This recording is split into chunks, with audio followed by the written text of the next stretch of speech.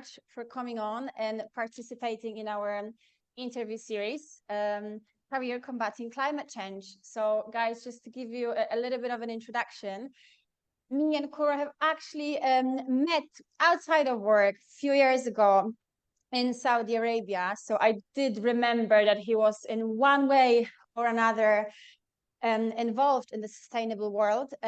Back then, solar panels. So very recently, when I came across LinkedIn posts and some very interesting articles on LinkedIn as well, I just thought it's going to be great opportunity to connect. And yeah, we're back speaking to each other, and luckily Curro found some time to hop on and share some insight into his career. So what we're doing here is basically interviewing executives across industry to learn a little bit more about your career year to date and what sort of choices made you to be where you are, as well as what challenges you might have faced so far. So just to start, maybe talk us through your career year to date. Thank you so much, Marika, for this interview. I'm very happy. I'm so glad you decided to choose me for this interview. First of all, I want to say that everybody today is speaking about energy, about this transition. So I think that this is happening long time ago. So I remember my beginners like 20 years ago, and I think this is a process. Now we are doing and we are checking all the results. But in my case, for example, I started 20 years ago. When I finished the university, I started in Arthur Andersen. It's one of the biggest law firms in the world. So my specialty was like lawyer, energy, oil and gas, and mining. And I started my career in these topics. So I remember 20 years ago, anybody speak about solar energy, anybody speak about hydrogen, green hydrogen. Today is trending topic. But we need to see the background that in my case I have and that other professionals. So it's very important to see where is our origins. And in my case, my origin was more in the legal advisory of biggest companies in the world on energy. This is my origin. And that in this law firm, I was starting a lawyer advisoring big companies with big projects, very complicated projects. So that's why I was starting and I was progressing in my career in energy. So nowadays I have for sure very presence in the world in this context of energy, but I want to see my background and my origin. So I think for people that want to start or want to know more about the renewable energy, hydrogen, I think the most important is to get information, to get a lot of knowledge, and starting from the university for sure, but we need to start in some place with some good professionals teaching and learning about the different topics that we are crossing day to day. So I think this is the most important, our personal life in this education part of the topics that after you can be in professional way. So getting the knowledge, getting all the accurate information. And I think you're probably perfect example of it, because as you said, you have been involved in the industry for 2 decades right now. And everybody keeps saying hydrogen is emerging market, everything is new. It is and it isn't, because some people have been already working in the industry. And as you said, it's not only about having the degree, but also keeping the knowledge updated, because I'm sure even in your head, in your knowledge and everything that you're doing in your day-to-day work, the information is different and a lot more updated than it was, let's say 10 or 15 years ago. So yeah, definitely great insight on that. And for me to move on, you mentioned that you started as a lawyer in that firm back in Spain, and you were working right away with energy projects. What was the reason? Was it kind of a random decision because you didn't know sort of what to tackle at first? Why energy back then? Yeah, regarding your question, hydrogen is not new in the world. There are many companies that they are doing a lot of years hydrogen process that we are now exploring and we are now implementing is a new way to use the hydrogen for produce energy for mobility, for example. This is the topic that we have today. Also for industrial components. So hydrogen is not new. That we have more now, the knowledge that we have now about the hydrogen is enough, but we are making a combination with renewable energy. So in my case, I have expertise in renewable energy, and I'm learning with the new technology that is coming. I think in 2-3 years we have a lot of advantage in technology. So the important is the application that we are looking now for the hydrogen. Specific in our case, we are very focused in maritime sector.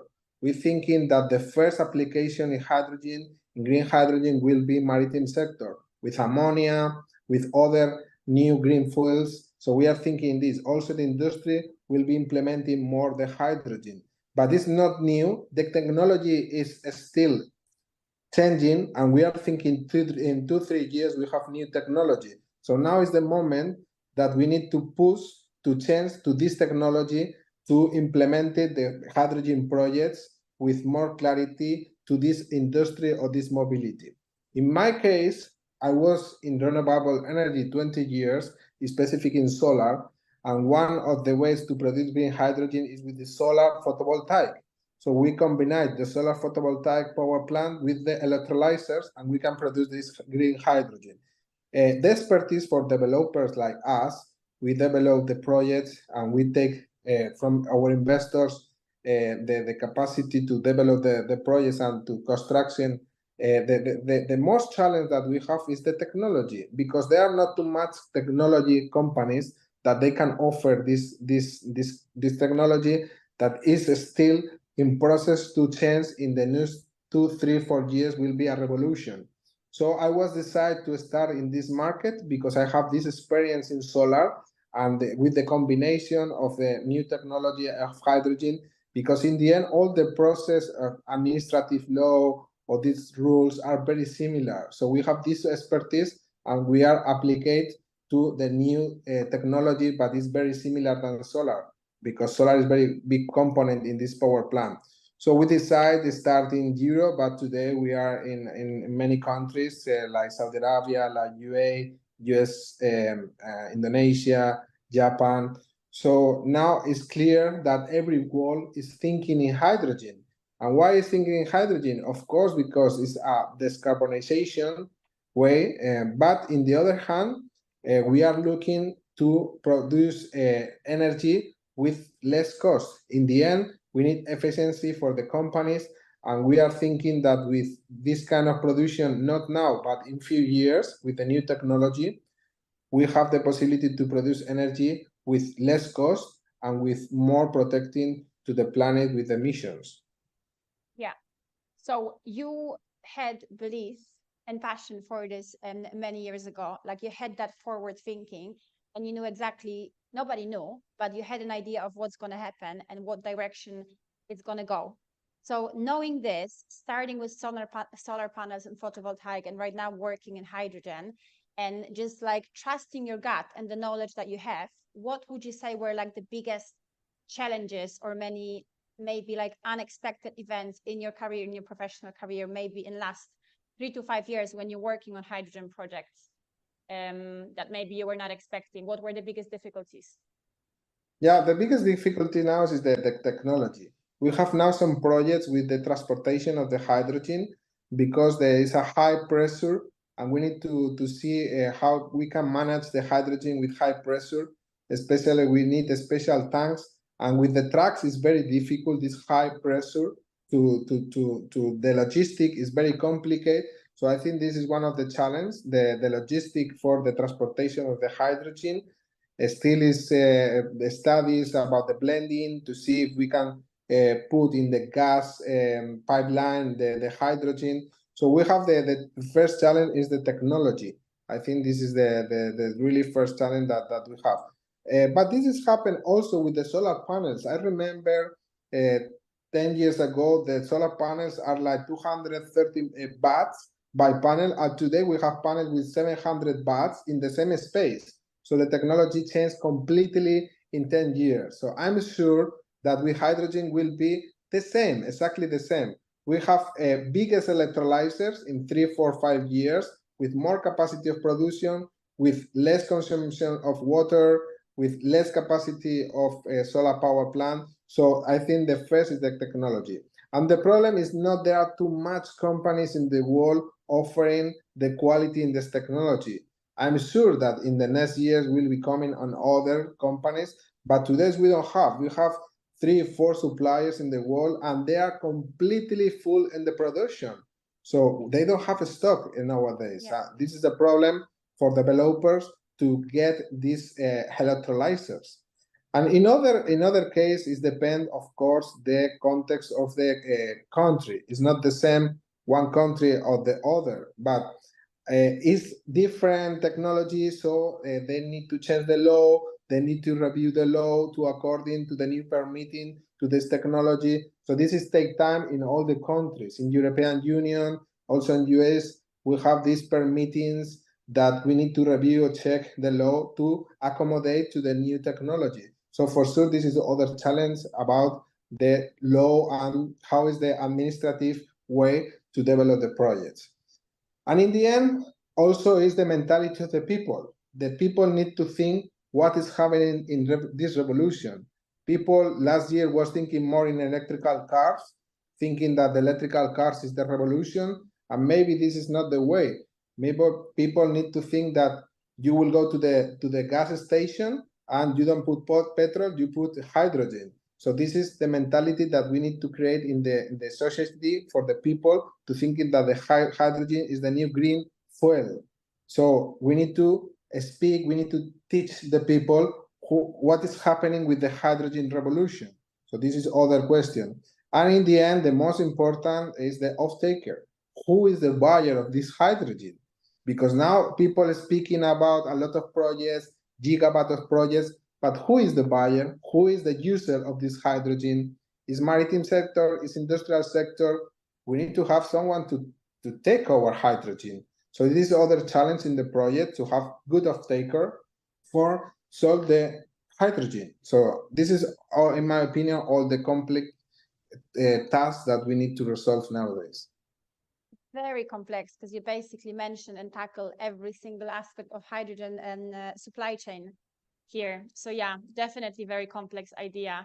And what I like and what you just said, you mentioned when I ask about any sort of challenges working with hydrogen, you said, I've already done it with the solar panels. It was already challenging. It already seemed impossible back then. So because I've seen this, I've overcome, I made it work. For you right now, it's basically just, I mean, you see the big picture. You see what happened in your previous project with the solar panels, and you believe that this is going to be exactly the same case with hydrogen, which I think it's nice because it gives you a lot of courage and just like confidence to do what you believe is right in the industry. So since my last question was a little bit more a little bit on the negative side, asking about the challenges, maybe you can tell me now, 20 years in industry working in sustainability, what would you say for you as a person is your biggest achievements so far? What makes you feel the most accomplished? Well, for me, I honestly, of course, I'm businessman. I'm here in a company. We are doing business. This is our role. But honestly, we believe that we are changing the world with this new technology, with this new knowledge about understand the energy, renewable green energy. So, in my opinion, maybe it looks that it's philosophy or it's like dream. But honestly, I believe that I'm doing is really for change the world. Maybe not all the world looks like this, or at least thinking in business, but me, I'm doing this because I want to make my legacy to the world, and I hope my legacy is to make a more green planet. And I think it's our legacy for our next generation. And also I believe in this, and I feel very good when I'm thinking that I'm doing thinking for the others. So it's not only to make a business, I think it's important to do something for the people. And in this case, really, we are changing the way to understand the energy process, the way to understand the mobility in the world. And the net zero emissions, I think, is very, very possible in short time. So I think this is very case that we are doing for make a better world. Yeah, I love that. I love the feeling of contribution, because yes, you are a businessman and you're an extremely successful businessman, and anybody who does just a little bit of research and due diligence is going to be able to see that. But there is only so much accomplishment money can give you, especially when it's piling up. And being contributing to a bigger case and being of service, especially in such a big matter as sustainability, definitely makes you feel great. So I'm very happy you brought this up. Amazing. And since again, this is going to be shared with many people in hydrogen industry, whether who are looking to start their career or perhaps transition their career from conventional fossil fuels. Do you have any advice for anybody, either young individuals starting their career in sustainability, or anybody who perhaps was working with oil and gas, let's say, before, how to start, where to tackle the issue? Yeah, the most important, I think, is to start with the formation, the education, in this level, maybe in the university, maybe some courses, MBA, a program specific for that. I think the education part is very important. You know, it's the base of that we can construct other things. This is the first, the specialization. If you want to come to this sector, is very important that you make a specialization. Even if you are a lawyer, even if you are engineering, even if you are technical, you need to make a specialization about this, you know. So this is the first that you need to do, this knowledge, and you need to take this knowledge. After, for sure, is to get in the experience, and for sure getting experience is to go to company in this specific market. You can come working in the staff, in the team, and starting to get experience in the day-to-day, you know. Is that you are drinking this experience, and after you can be entrepreneur, be a consultancy. There are different ways to stay in this industry, but for me the most important is to do the specialty in this, you know, to go to the best masters, teachers in this specialty, and after go to these companies to make this experience. So I think it's a combination between this knowledge and stay working with this experience. Yeah, definitely, 100% agree. And of course, for us working with talents across hydrogen and clean technology, we see the massive shortage in industry specific talent, because there is a lot of electrical, mechanical, chemical engineers in the market who have worked with energy before. But again, this is different energy. So having that specialized background is very important. There is many skills that will be transferable, but yeah, 100% agreed. It's good to specialize. And at the beginning, you just have to be a sponge and get all the knowledge and all the information to be able to invest the time and energy, and then be able to continue the career. So yeah, agreed on that. Well, Curro, thank you so much for coming on. Pleasure speaking with you. Super happy to reconnect with you after a few years, especially on a working level, surprisingly. So yeah, I do appreciate your time. Enjoy the rest of your day in Spain, because I know you're still enjoying your holiday in Ibiza. And yeah, we will definitely reconnect sometime in the future. Thank you so much for everything. I'm very glad to choose me for this interview, and I hope I can contribute for this sector. Pleasure. Thank you.